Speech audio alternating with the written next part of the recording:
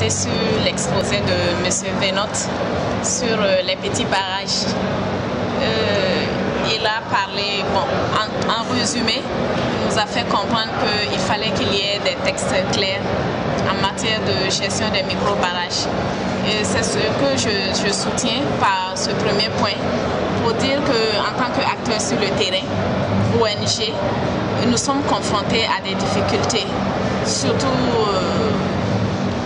difficultés de manque de processus, manque en tout cas de documents clairs pour ce qui concerne le processus de réalisation des micro-barrages, depuis la conception même du projet jusqu'à la réalisation de l'ouvrage.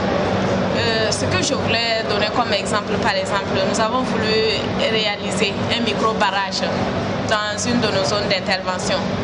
Et lorsque nous étions sur le terrain avec nos partenaires techniques et financiers, nous avons vu quelqu'un là-bas qui était déjà en train de faire des travaux, en tout cas de levée topographique.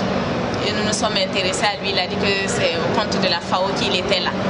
Et donc, nous avons trouvé que c'était intéressant de savoir ce que la FAO voulait faire exactement là-bas.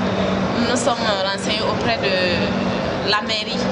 La mairie n'était pas du tout renseignée, n'était pas au courant de l'activité.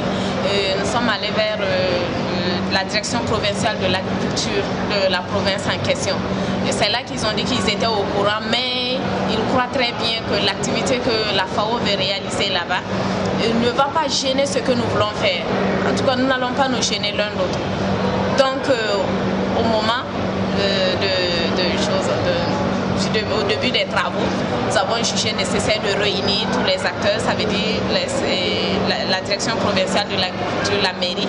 Nous sommes longuement entretenus. Il est ressorti qu'on pouvait entamer les travaux sans difficulté, sans en tout cas risque, en tout cas de nuire aux activités de la FAO.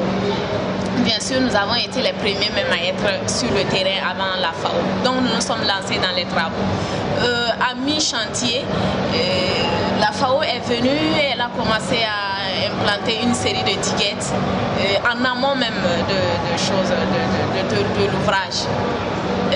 Ça nous a inquiétés, nous sommes encore allés vers le service provincial de l'agriculture et qui nous avait encore encouragés. Finalement, ils nous disent que non, ils étaient inquiets eux aussi, ils disent que non, ils ne savaient pas que c'était ce type d'activité que la FAO voulait mener.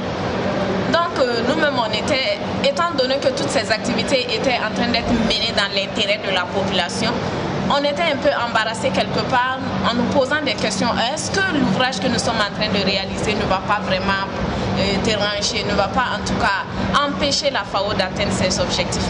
Mais on était presque au terme de nos travaux, au terme de réalisation de l'ouvrage. On a préféré terminer notre ouvrage. Et puis on a observé maintenant le comportement du site maintenant pendant la saison hivernale. La présence de notre ouvrage a permis le stockage en tout cas de l'eau dans le lit du barrage. Et en même temps, la FAO aussi avait fait cultiver du riz. Et jusqu'à la fin de la saison hivernale, et peut-être 2 mois après, pendant le mûrissement même du riz, il y avait toujours de l'eau dans l'ouvrage. Au niveau où se trouvait le riz, une situation que nous avons trouvée assez déplorable. On s'est dit que c'est une manque de concertation et il faudrait que sur le terrain, que tous les acteurs soient informés au même niveau, la mairie, les services déconcentrés de l'État, les ONG et tout autre organisme qui vient pour travailler, afin que vraiment nous puissions offrir nos services pour le bénéfice des populations qui sont sur le terrain. De quelle partie du pays est-ce que vous parlez? Comment s'appelle la zone?